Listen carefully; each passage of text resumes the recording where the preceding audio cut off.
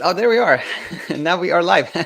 I was surprised by the button just came up. But yeah, welcome everyone to our weekly Insomnia Recovery Q&A. And Coach Alina is with us. Welcome. Hey guys, thank you Daniel for inviting me. Oh, anytime. How are you today? Doing well, pretty nice. It's getting colder actually, so yeah, but overall, I kind of like missed maybe this kind of more depressed weather. Sometimes you kind of crave this melancholy, mood. Yeah, Sometimes it feels nice, not yeah. always. I Sometimes. was I was saying to you very briefly before we started that I thought we could do the same thing I did with Michelle last week. Just talk a little bit about yourself and where you are and what's your favorite season and things like that. So yeah, where in the world are you? I'm in Slovakia. I live here for a long time, and basically. Yeah, I mean, in Bratislava, I love the city. I really find it so like I would say the perfect size because like I don't really like big cities, but Bratislava being a capital city, it's still not too many people, not too crowded. Streets during weekend are empty, like there's no one almost, especially in the center because everyone goes to the nature. And Slovaks here are quite avid cyclists. Okay, A interesting. lot of people who pick mushrooms. I think I was talking to you about Yeah, yeah. mushrooms, and I was surprised that in the US it's not really popular. Here Not a big people thing. go to the forest and um, check out like different like the mushroom because there's so many types that you can actually consume as food. So yeah, it's Yeah, interesting culture here. I was going to ask you about that. I think this is fall is the season for mushroom picking more than any, right? Yeah. It's amazing. Exactly. Last couple of weekends I spent just collecting mushrooms, and now I have like a full freezer of them. Oh, really? Oh, that's nice. Is it oh, that's chanterelles, right? Where people have like secret spot they don't tell everyone because they're like Yes, it's kind of, yeah. They usually would tell like, okay, this is the region where I saw, but they will never share the actual spot. exactly. It's very Okay. precious. Yeah.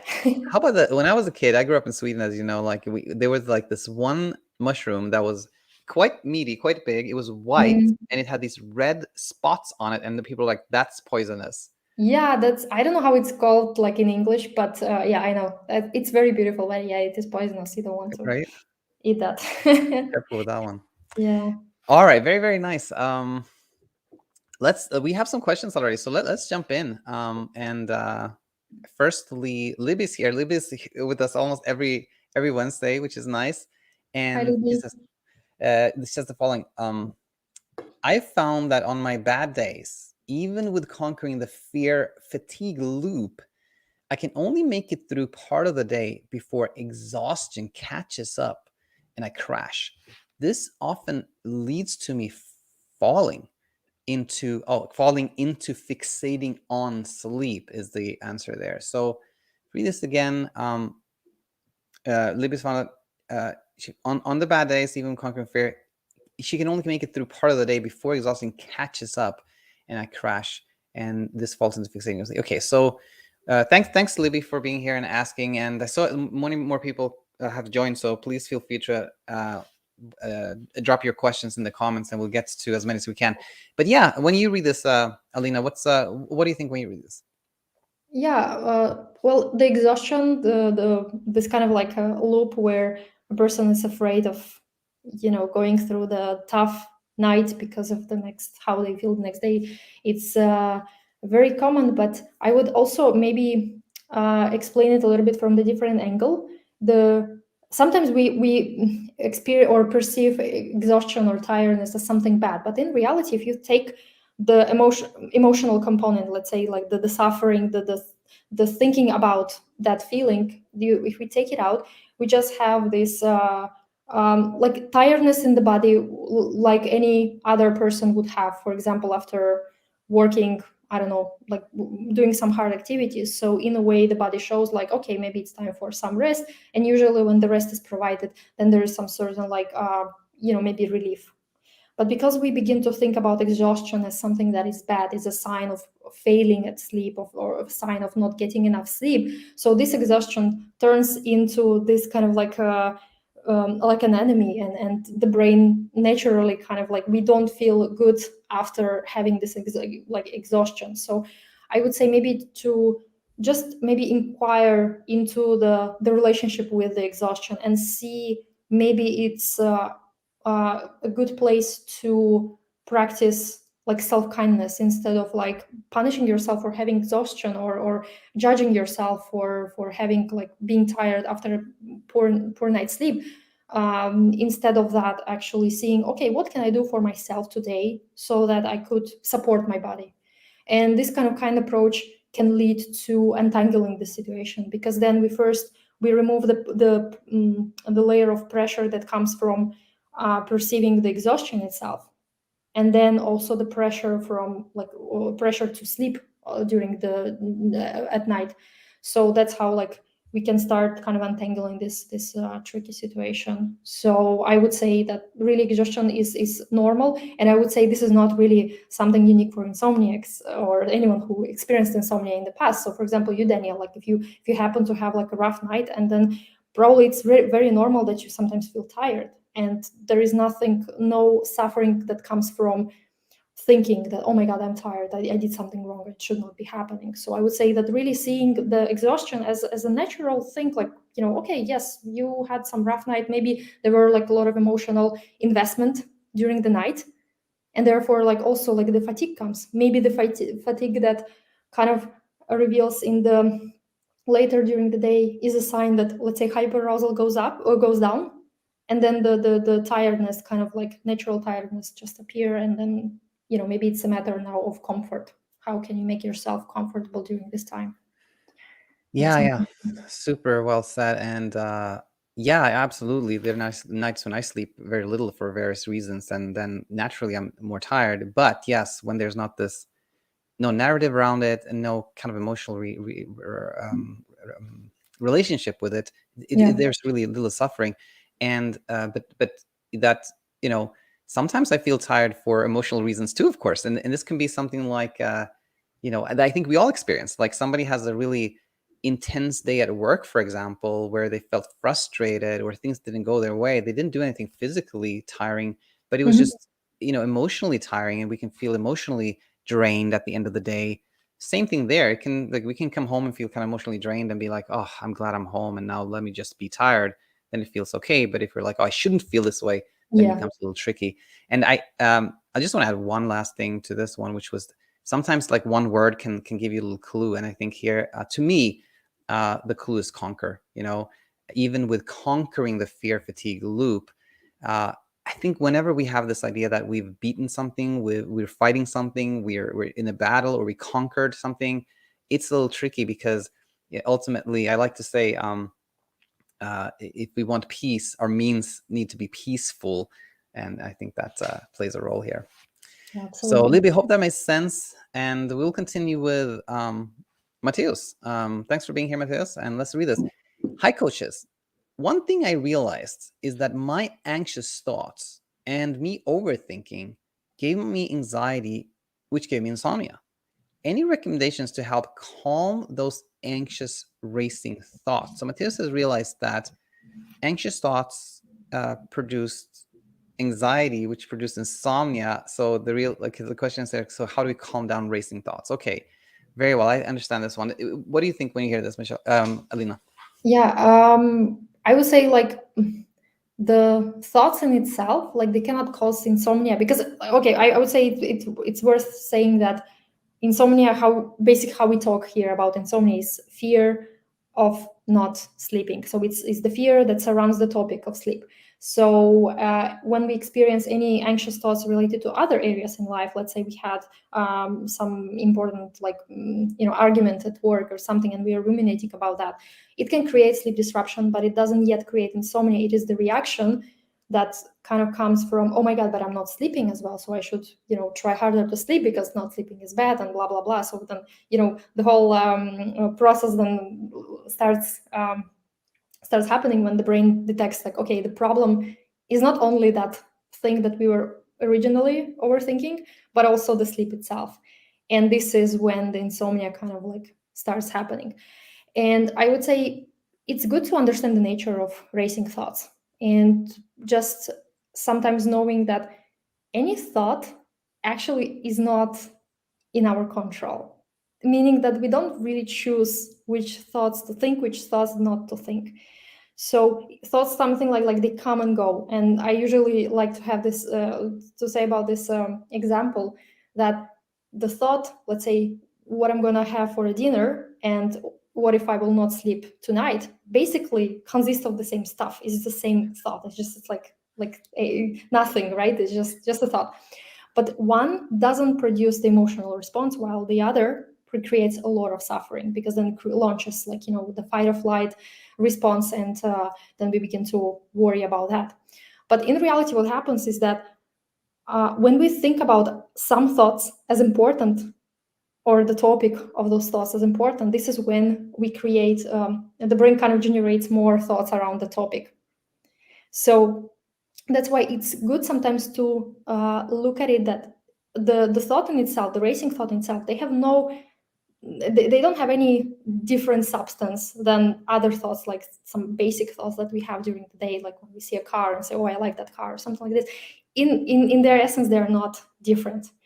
But just seeing that, okay, that these thoughts, for some reason, the brain marked as important, and now because they're important, I experience like more of them.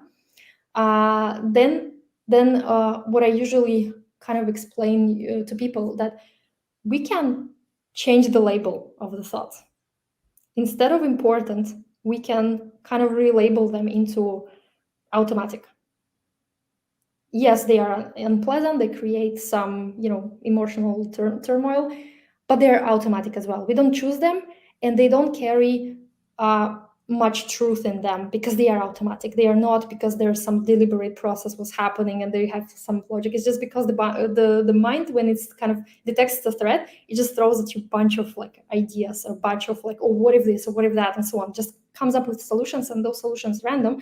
But because the topic of sleep is now so important, that the brain can recognize this particular thought as something that's worth paying attention to. So just to wrap up, changing the way we look at those thoughts, those racing thoughts, as unpleasant as they can be, they are at the same time automatic. It's autopilot.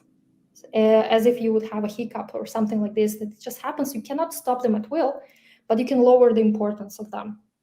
And once the importance is not longer something like, okay, that's really important, I have to really listen to it, but instead you just perceive it as something, okay, that's just a thought. That's when it turns fleeting again. It becomes in the same category as like what I'm going to eat for dinner or something like this. But okay, it takes time to do this reliably. It doesn't happen overnight, not even like within like a few weeks. It's a process of the brain learning that the thoughts in itself, they're not harmful. So Yeah.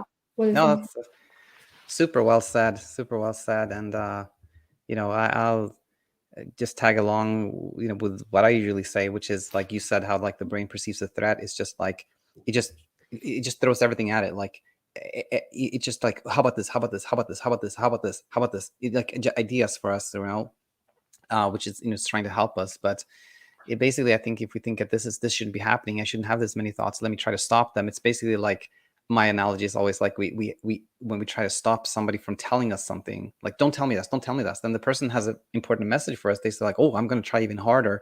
Yeah. But when we're like, oh, as you said, this is not actually important thoughts, it's just like my brain is just sending these messages, we can choose to hear them, like, okay, I heard that message, or just label them as neutral, maybe, or not that important, will be really, really helpful, I believe. All right, so let's keep going. Nicholas is here. I believe the first time I see a question from Nicholas. Welcome. Daniel, he says, Daniel, I work night shift and I keep having to change my sleep schedule. How can I approach or apply your techniques?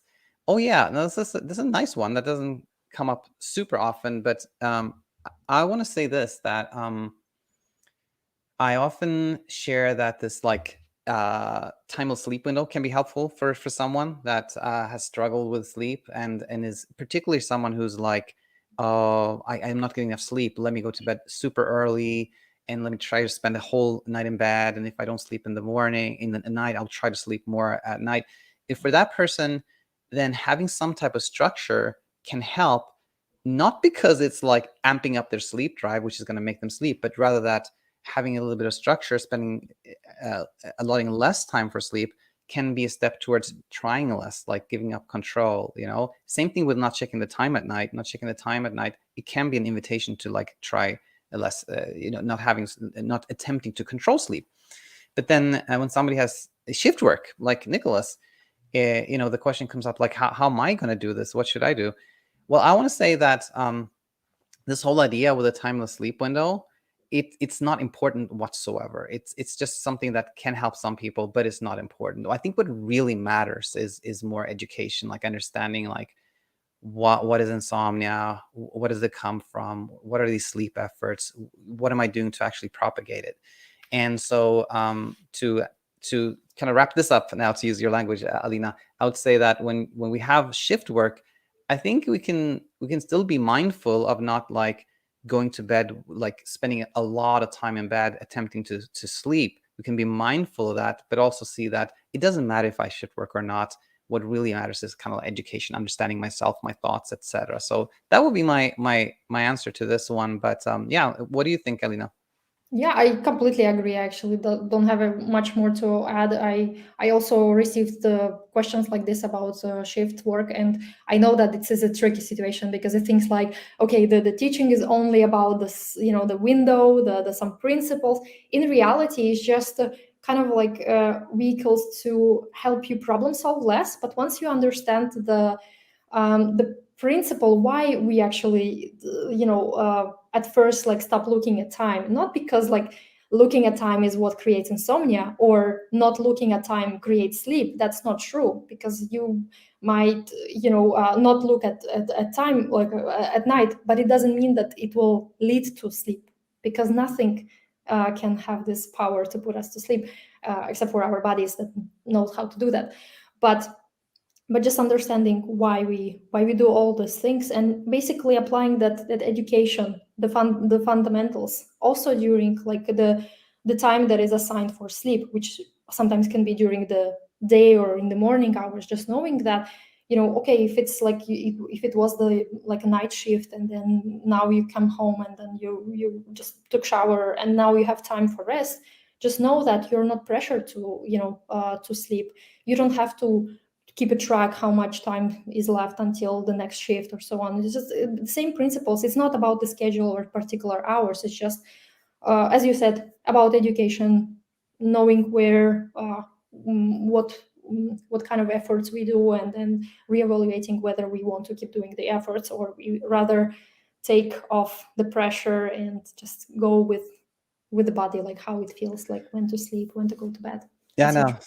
no. Well said. And what was I going to say? Yeah, one time, I think I heard you in a video say that sometimes we can just say, "I'm going to rest," because rest is not like an either or. It's not a dichotomy. It's Yeah. more something like whether we sleep or not sleep. Resting can be something nice for us. So maybe that we can add. That could be helpful for Nicholas as well.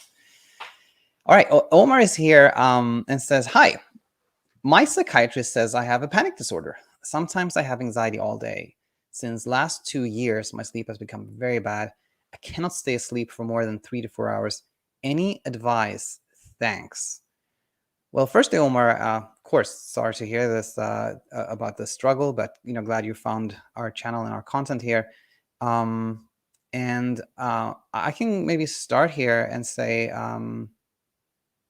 that when I think of like panic attacks or panic disorder, the first thing that comes to mind for me is that a panic attack, I think, is sort of a micro version of like so many of the other sufferings we have, and it's so much to learn from it. A typical panic attack is that there's comes an external trigger or something like within us that just triggers a fear. And then we often, like, part of a panic attack is often like we have this fear that, okay, oh no, something catastrophic is about to happen. I'm going to pass out. I'm going to collapse. Something is about to happen. And that takes us to the next phase of a panic attack, which is the kind of like safety phase, which is like, okay, if I just sit down, or if I hold on to this something, or if I hold my breath, if I do something, it'll be fine. Then we do that safety behavior, and then we feel a little better, right? And then we can think that was nice. I just avoided that catastrophic thing that was about to happen. It feels good in the moment, but actually what we have taught ourselves is that, yeah, there was something catastrophic that was about to happen. You just save yourself, so you should keep like saving yourself. Yeah. Otherwise something catastrophic would happen. And so that's sort of like going for safety within a panic attack is actually oddly what keeps us having more of them, what keeps it recurring and maybe becoming even more intense. So my thinking when I hear this is that if we understand this about panic attacks, then we can understand that it's the same with insomnia, but a more like a drawn out process, or more like it's not like a 10-minute event. It's more like it's a longer event, but it's the same principle. So that's just kind of what came to mind when I heard this. But yeah, what do you think, Alina? Yeah, I completely agree with the panic attack thing. And in fact, like panic disorder very much resembles insomnia, because like panic disorder is the fear of panic attacks, which is kind of like self-created, like we are afraid of panic attacks and therefore we have panic attacks. And the same with insomnia. We are afraid of not sleeping and therefore we are not sleeping. So but I want to maybe like comment maybe on this. I cannot stay asleep for more than 3 or 4 hours. I can completely understand how that is like, begins to bother someone who, starts experiencing something like this. But at the same time, knowing how insomnia works is the moment when we begin to tell ourselves, okay, I'm not okay with having 3, 4 hours. I need more. Therefore, we introduce more pressure. And in reality, any person can sleep, that have the duration for whatever reason. So as a fact, like it's kind of like neutral. But the story that we tell about it, the narrative that we have, okay, 3 or 4 hours is bad, I should not be happening, is usually what kind of keeps recreating the same outcome. But once we begin to feel more safe, even with 3 or 4 hours, this is when the brain will see, okay, nothing actually is going on, like nothing dangerous is going on. So then it will lower its defense mechanisms, and then the natural byproduct of that is the prolongation of sleep. So in a way that when we will do a very proactive behavior towards, okay, I need to increase that span of my sleep, this is when we will notice how we are actually like, because of the pressure, we keep being stuck with what we have. And usually when people like also ask me this kind of question, or I sleep 4 hours, but I want to sleep like at least 6 hours. How do I get sleep? How do I get 6 hours? And then I usually ask the question, well, how do you get 4 hours? What do you do to get 4 hours? So, but by this question, I want just to explain that because 4 hours is like not a goal, it's not important. Therefore, it happens effortlessly. But because now, like, let's say the new goal, which is like 6 or 7 or 8 hours, whatever, is important. It's like really, like, let's say the definition of success. This is when we are struggling with it. But we don't struggle with 3, 4 hours because they are so like, it's nothing special. So I just want to kind of like really show how the pressure and putting the priorities on certain outcome can actually create the whole struggle.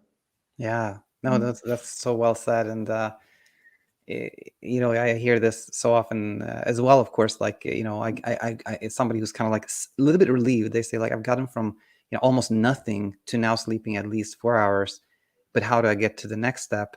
And it's when when you understand it, it's so obvious, right? But when you're in it, it's confusing because you still think I did something to at least get here. Yeah. Now what I do to get to the next step. And sometimes we have this like final hurdle where people are actually doing really well, except there's this one little thing, right? Yeah. The one little thing left, which is like, but when I'm traveling, I don't sleep so much. Mhm. And then it's again, like, it's always the same. The answer is always the same. What took you all this way is going to lead you all, the final stretch as well. But wow, Exactly. nice, well said. Let's see if we can do one or two more here. Brandon says, I feel like avoiding sleep efforts is a sleep effort sometimes. Look at that. I forget what Totally. it's like to go to bed without thinking about if I will sleep or preparing for it. It's hard. I'm sorry, I'm laughing because there's so much insight here. But of course, I understand that this is not easy, Brandon. But yeah, what do you think when you hear this? I completely agree. Avoiding sleep efforts can become a sleep effort. And you don't have to prepare for night. In fact, nothing we do actually matters on sleep. Nothing can create sleep out of thin air. With that said, our bodies always know how to sleep. That ability is not broken, is not lost. We cannot unlearn it, forget it. It's really impossible to lose that. So in a way, like physiologically speaking, we don't have to worry that the body doesn't know what to do.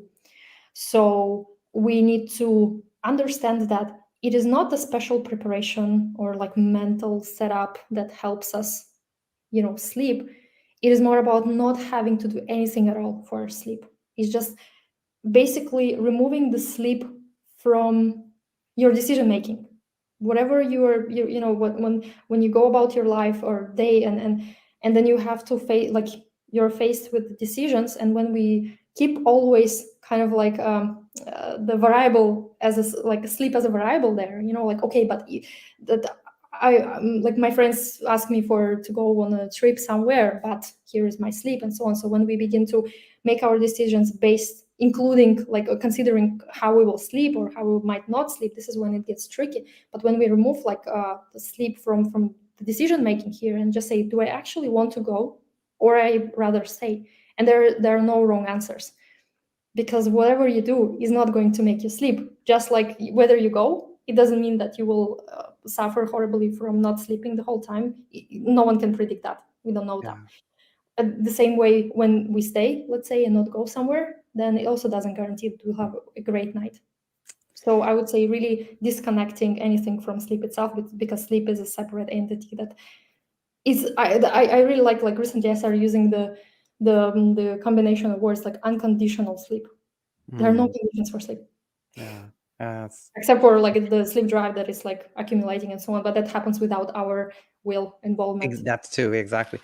No, I think no, well said. And yeah, no, I was just it's I think the insight is remarkable when Brandon says, avoiding sleep efforts can feel like a sleep effort. It is. We actually have a name for it. We call it a counter effort when we have, but it happens very naturally when we see that, me drinking sleepy time tea every night, that's actually me trying to make myself sleep. So I have to stop doing that now so I can sleep.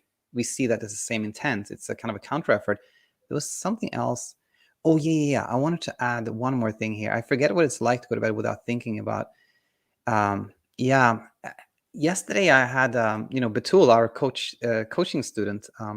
We had a class together, and she said that during her insomnia, if she had kind of like on-off sleep, then she would still sort of remember what it feels like to feel sleepy, to drift off into sleep, and there wasn't so much struggle. But sometimes she'd go like a week with like really choppy sleep, and then she said it was almost as if she forgot what it feels like to feel sleepy, what it feels like to drift off into sleep.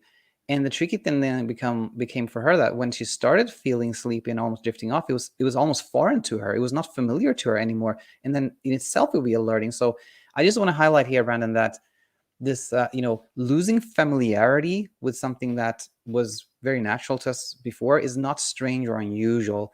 And although that doesn't sound necessarily as like very practical, like, okay, what do I do with that information? Well, know that it's not, so many people have experienced exactly that feeling, and it has not stood in their way. If you just, educate yourself, be kind to yourself, and learn, and things will become familiar again, and things will be easier. Let's do the last one. Yep. From Rahul here, who says, hello, coaches. I found myself very calm and relaxed. I'm glad to hear that. Also into befriending wakefulness, but still can't fall asleep. Can I stay in bed and use my phone until I'm feeling sleepy? Well, I'll just start right away with saying that the fact that you find yourself calm and relaxed, I'm very glad, and I don't think that's a coincidence. I'm sure I see you spend a lot of time here commenting, Rahul, and I'm sure you're learning, and that's leading sort of where where you want to be. Now, sometimes what can be tricky is that we don't feel anxious, but we're just not sleeping, and sometimes that can be like the just some low-level hyperarousal that we're almost not aware of even. Or sometimes it's just curiosity, like, oh, I'm not anxious anymore, so I bet I'll fall asleep now. Let's see what happens. And that curiosity can lead to hyperarousal that keeps us awake. So I think just want to comment on that. And then the last one, like, can I use my phone until I feel sleepy? to me, it's a tricky one because on one hand, the answer to me is very straightforward. Yeah, you can do whatever you want, of course. But then the follow is like, until I feel sleepy. Then it becomes a question of like, do I feel sleepy enough, or should I go a little bit longer? And maybe still an element of like finding the exact right moment, trying to control sleep. So I want to say that I would say to someone like, use your phone, do whatever feels right, and then when you just feel like putting it down, then put it down. But don't go looking for the perfect timing and the perfect sleep cues, because that can be a little rabbit hole itself, right? Yeah, absolutely. All right. Look like nothing particular to add to that one, Alina, or? Yeah, I mean, I would just to add to what you said about this kind of like trickiness of waiting for sleepiness, and exactly the same with calmness and this relaxation and not sleeping. I would say what happens here is that the brain creates connection. Okay, if I'm let's say anxious, then I don't sleep. Therefore, when I'm calm, then I'm supposed to be sleeping. Yeah. So once we get that desired state, we feel like, okay, now is the showtime. Now I'm ready to to be sleeping, and therefore this kind of expectation that calmness means sleep can play a trick on us. When instead of actually sleeping, we, because of the pressure, we are waiting. Okay, I'm calm. I'm completely in very accepting mood, but what is wrong with me, and so on. So it can create this kind of like paradoxical situation when we get what we wanted, but still the result, the sleep did not affect it. So I would say really it can be very helpful to disconnect, to break those connections. Every time the brain connects sleep with something, with some condition, really good to investigate whether that connection is really there. And the best way, I mean, I haven't thought of any of a better way to break those connections, is by questioning, does every anxious state always lead to sleepless night, and vice versa, whether like every perfectly calm state always ensures that sleep will be as you expect. And usually when we think about that and think about our past experience, then we'll see that's not always true. So then the connection becomes like less strong, and then we begin to feel more at peace. Let's say when we are anxious, then we know that yes, we are anxious. I'm anxious, that, but it doesn't mean that I will have a terrible night. We'll see what happens. Maybe I will sleep. Maybe I will not. The anxiety in itself does not kind of like um, specify, yes, this is because you're anxious, you're going to not sleep the whole night. We don't know that. And the same with the feeling of sleepiness, because also we would think that in order to sleep, we have to be super sleepy, we have to be really exhausted, which is not true as well, because I can perfectly imagine the situation when you say we are too tired to sleep. And that can happen to any person. Actually, there are some people like who really exhaust themselves, and because there's too much exhaustion, they cannot sleep. That's a very paradoxical thing. So that also can already break the connection between sleep and let's say sleepiness. We don't have to chase that extreme sleepiness. And sometimes maybe again, like you can question whether you have maybe in your experience before insomnia or during insomnia when you didn't feel particularly sleepy, but then sleep somehow happened, you don't know how, or the opposite, when you were very very sleepy and the moment when you, let's say, moved to bed and then sleepiness was gone, even before insomnia, whether that happened. Because looking at our past can be a really good proof that we don't have to chase certain things, we don't have to create another rabbit hole with insomnia. So I hope that this can a little bit lower the pressure from chasing calmness or chasing sleepiness, because that I know that it can create a lot of suffering on its own. Yeah. No, that's super nicely said. I call that forecasting, when we're like, oh, I feel this way now, then this will happen. But very tricky thing, that forecasting. All right. Well, yeah, thanks everyone for being with us. It was super nice. And thanks for joining, Alina. Thank you, Daniel. All right. We'll see you next time. Bye now. Bye.